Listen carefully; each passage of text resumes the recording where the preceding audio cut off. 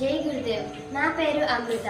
విద్యార్థి foundation charitable trust ఆధ్వర్యంలో విద్యార్థి గురుకులంలో 9వ తరగతి చదువుతున్నాను. థామస్ అల్వా ఎడిసన్ ఒక గొప్ప అమెరికన్ శాస్త్రవేత్త మరియు వ్యాపారవేత్త.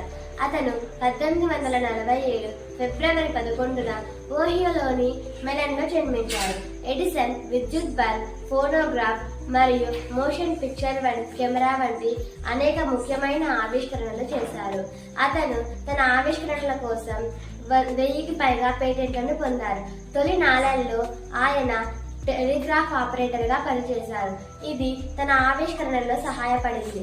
ఈయన 1876లో న్యూజెర్సీలోని మెన్లో పార్క్లో మొట్టమొదటి పరిశోధన ప్రయోగశాలను స్థాపించారు. ఈయన తన చిన్న వయసులోనే వినికిడి లోపాన్ని ఏర్పడింది. ఆయన తన పరిశోధనలో పట్టుదల, కృషి అవసరమని నమ్మాడు. తన ఆవిష్కరణలు ఆధునిక పారిశ్రామిక ప్రపంచంపై గొప్ప ప్రభావాన్ని చూపాయి. ఈయన 1831 అక్టోబర్ 18న మరణించారు. Thank you.